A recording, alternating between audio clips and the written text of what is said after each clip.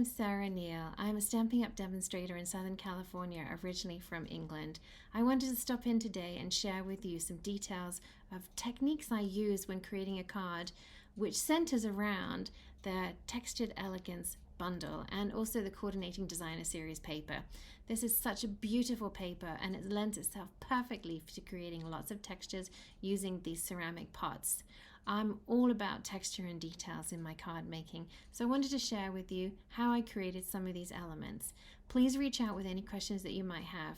You can contact me via email at sarah, S-A-R-A-H, @projectstamp.com. I hope you enjoy these techniques and please subscribe to my channel as I'll be creating lots more videos and tips and tricks on how to create with more detail. Thanks so much. I hope you enjoy. This is a card that I created recently for my monthly card making class. As you can see, I've got lots of different textures going on in this card. I have created using the Earthen Elegance Suite Collection, which you can find in your annual catalog, and that's on page 70 and 71. The paper is absolutely stunning and really lends itself perfectly to creating texture. And the stamp set is available, and you look here, in English, Spanish, and French, which is very exciting as we haven't had a Spanish stamp set for quite some time. And let's see, I have the details right here. So the stamp set is available with Spanish sentiments. The images are exactly the same. You can buy the bundle, the stamp set, and also the suite. And I had purchased the Spanish version myself. So let's go over some of the details that I've done in creating this card. If you look at the background, we have texture going on here, and it's very easy to add texture, and I really like to put texture in my backgrounds. I like to have some points of interest as well in the foreground and the background. I've used the exposed brick embossing folder. And this is an interesting one because there's been quite some debate about which way is the right way. And I think with a texture like this, you can certainly use either direction. You have this side, which has got the mortar coming out, is oozing out between the bricks. Or if you flip it over, you have the mortar recessed and the bricks coming out. And you can see that there. So when I designed this card, I knew I wanted some color in the background, but I didn't want it to overwhelm what was going on in the foreground. So I took my white. The white looked awfully stark. So for one of those simple techniques to use to create some more color, but not too strong, I went in with my blending brush. And this is a very easy, simple technique, which has a great impact. Okay, so I've got a scrap piece of paper here, just so that I keep my workspace on the cleaner side. I'm using granite gray here. I really like this color. It's got that brown tinge to it. It's not just a stark gray. It's got some brown.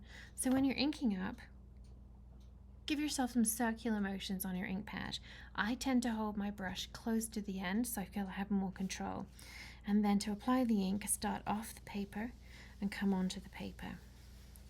And continue those circular motions. This will start, and you can see straight away how this is really making the details from that embossing folder pop.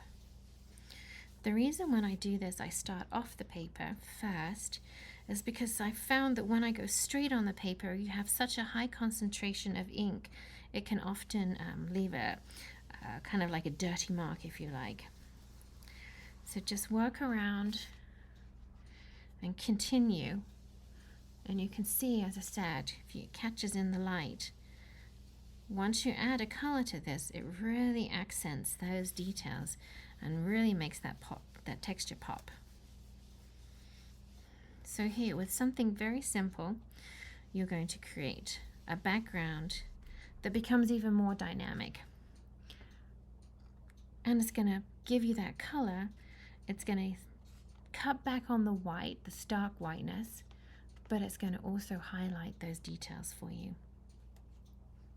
So that's my first suggestion on adding detail and texture to a card. Think about a background. Think about adding a texture using one of your embossing folders. The vase in the background is made from designer series paper. I pulled out a piece of the designer series paper from the collection of paper that coordinates with the stamp set and then stamped, but I wanted to make sure that everything still popped and held its own.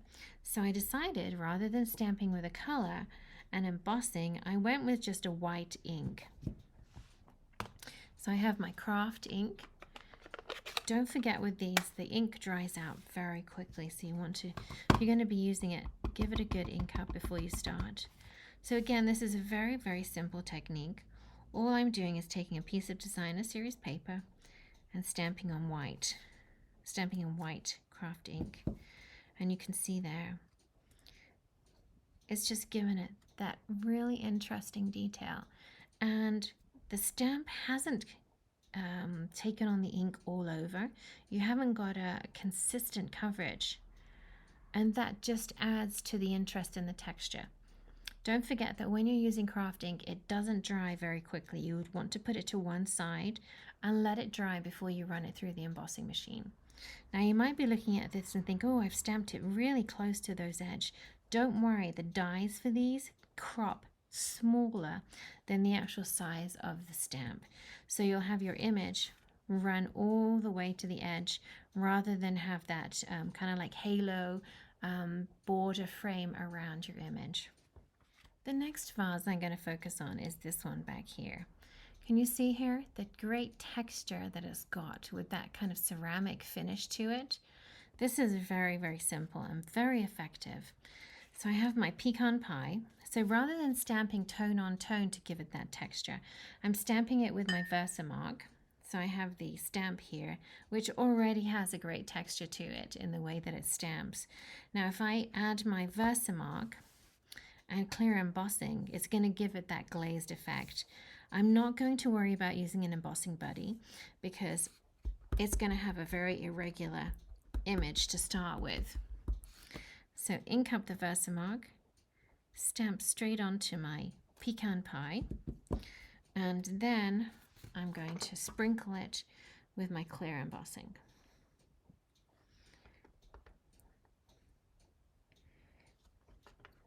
And you can see straight away that you've got that great texture. Going to give it a little flick, get rid of anything extra, and then heat it up. I'm using a clothes peg here just to extend the length and the distance between my hand and where it's going to be heating so I don't burn myself. I'm going to heat from the back and also the front. When you're heat embossing, make sure all that powder has melted, otherwise it's going to brush off. And so there you have that great texture on your vase. Now you can cut it out. And as I mentioned, the dies cut just inside the outside of that line. I've added a piece of the distressed gold paper and added a little bit of twine there to add that extra information, that extra detail. Adding dimension can be really simple by putting dimensionals behind items, but what I also like to do is give dimension to the actual piece before you start putting a dimensional behind it. So for something like the vase, I'm going to curve the vase outwards just to give it that extra lift in the middle, and then to give the sides that curvature. So you can bring in your bone folder, just give it a good curve, obviously being careful not to rip whatever you're curving. And I do this with flowers all the time too. So you're going to gradually just bring it across. You also want to be careful when you're bringing it across that you're not making any hard lines with your bone folder. So you can do this with all of your vases. If you have one out of the cardstock, this one, for example, was a little harder to manipulate because it was that much thicker and had those details on it. But it's definitely possible, so just take your time and add that great curve to them. And then adding the dimensionals along the center of this is just going to help support that shape. So what I did is just put a line straight down the middle of the back of these. And I like to be generous with my dimensionals so that nothing falls flat. And on this particular card, I added a stack of dimensionals on this one, which is the wild wheat.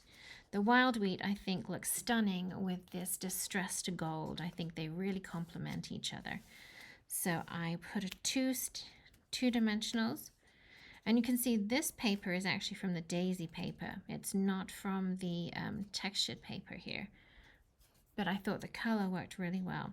So I have one dimensional, and then I'm going to put a second one on top. So I'm just stacking them so that it lifts that one even higher when placing that on your card. Like I said, this is a great technique for pretty much anything you put on a card, just to give it that extra dimension. The last thing I'm going to focus on is this amazing fan leaf. You'll see that it's got these little notches in here, which join all of the sections together. I would suggest that you come in with your snips and just remove those little notches. I cut up one side of the leaf and then the other side of the leaf, the next leaf, to remove all of that notch from there. It'll take a little time to go around, but I think it's well worth it. Because after you've done all of them, you can then come in and just pinch that score line. And it's going to lift that leaf and give it a lot more dimension and make it much more dynamic. Can you see that? So if you look on the side, they're each making that little shape. So you have your leaves all coming together there. I hope that you've learned some new techniques today, or been reminded of some techniques that you've used in the past. Enjoy creating with this amazing bundle of products, and please reach out with any questions. Thanks so much.